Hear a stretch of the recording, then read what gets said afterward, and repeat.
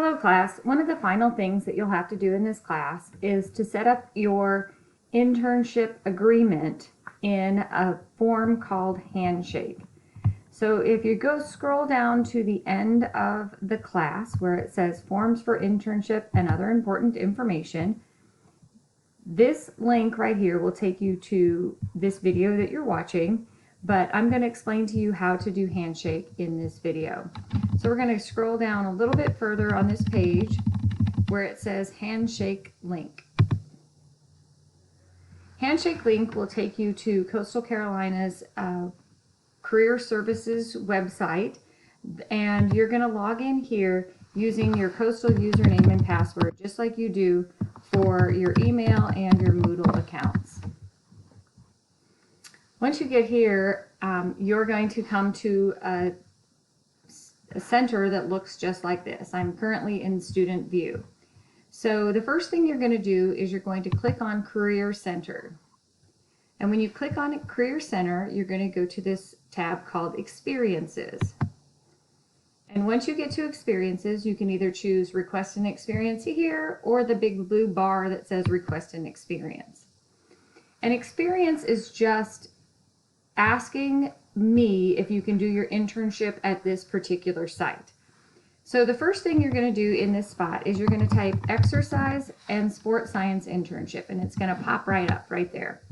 And then you're going to select the term that you're going to do this internship. So it depends on when you're going to take the internship. That's when you're going to select the term. In the next spot, you're going to put the employer. So the employer is the person who you're doing the internship with. So let's say you got an internship at Tidelands. It's going to come up, oops, I spelled it wrong when I did this. It's going to come up as Tidelands Health. And it comes up in it comes up in Murrells Inlet, South Carolina. And it tells you what it is. It's a nonprofit center. But the employer's name and email address isn't here because we have lots of people who work at Tidelands under different people. So if you're going to work for, Michelle Parr at Tidelands Health, you want to make sure that you type in that name and phone number in these, or those email address and phone number in these two spots, because this is how I'm going to be able to contact those folks.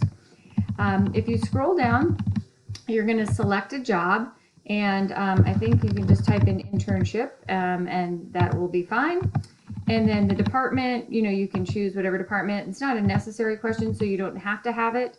Your start date would likely be the first of the semester, so whatever semester we may be in, you might want to start that. And your end date hopefully will be the last day of the semester or sometime before then. So you're going to enter that date in. Your job type in, again, here's internship. You can put that in. The employment type would be either full or part-time. It doesn't really matter. We're not too worried about that. If you're not making any money, you don't have to write in anything. Your offer date can be the day that you're doing this, and then you're always going to say yes, that you accepted the offer. So the email address, this is where it is imperative that you check and double check the email address of the person for which you're going to be working.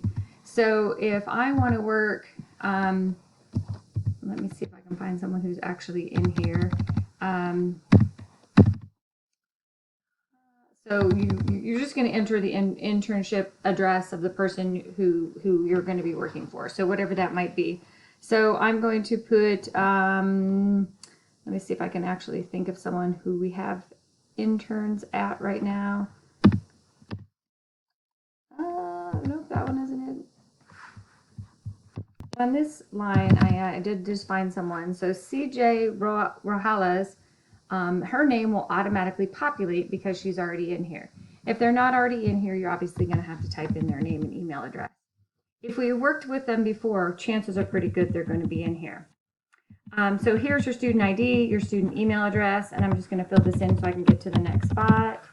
And so I can move on. I'm going to agree with all of these things after I read them. Now, I've read them, so I want you to make sure that you've read them and that you understand all of these things. Some of the things that are very important here are that if you get fired from your internship, that automatically results in a failure for the class. So it's important that you do read through all of those. Most of you are enrolled in 495. You're either going to take it for 9 or 12 credits. So you have to know which one you're enrolled in, either 9 or 12 credits. And then this is just a reminder of how many credits you need. So it's either going to be 350 or 450. So you click that. And then I want you to write a detailed job description of what you think you're going to be doing. You should have had a conversation with your employer about what you might be doing.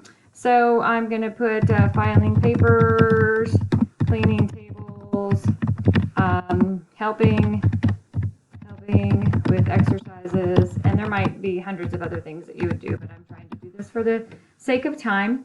And then you have to do at least 3 learning goals. So I want you to write 3 goals here and make them as detailed as possible, but they have to be in here. Even if I approve your internship, the people above me that approve your internship will not approve it if you do not have 3 learning goals there. You understand that you're going to get a grade for this, and I'm going to be your faculty instructor, and that you have to return the signed MOU to Career Services. So what's the MOU? So once you get here, you're going to request your experiences. Oops, I must not have done something. Tells me I made an error. Let me go back up here and find out where my error is. Nope. Oh, I put a telephone number instead of an address. So I'll just put in that email address there, and hopefully that will be the only error that I had. But luckily you will know if you had an error, so that's great. Request experience. Job can't be blank. Goodness gracious. Thought I did all this.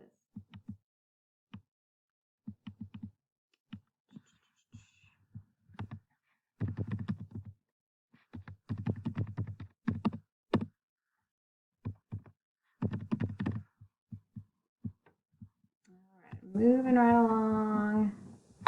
Let's see if we did it this time. Then when you go to your next screen, it's going to have the MOU, the Memorandum of Understanding. So you'll need to click on the MOU, print it, have it signed, and then upload it back here where it says New Attachment.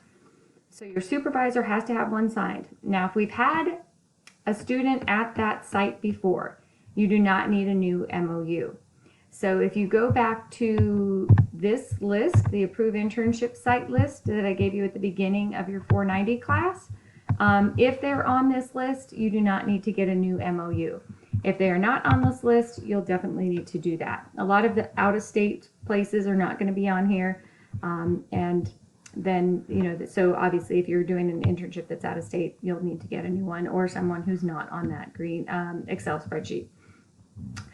The next thing that will happen is that you'll send this to me, and then I will get a notification that you have asked for an internship experience.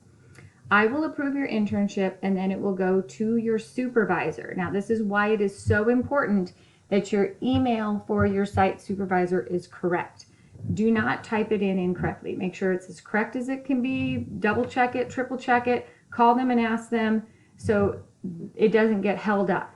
Your next spot will be that you enter it into your, and then they will approve it second, and then it will go on further. As soon as I get their approval, then you can start your hours. So it's really important that we make sure the email address is correct so that you can get everything done correctly. If you have any questions, since this is kind of a newer form to all of you guys, newer way to do this, please let me know, but hopefully this video would have answered any questions for you. Hope you're having a great day. We'll talk to you soon.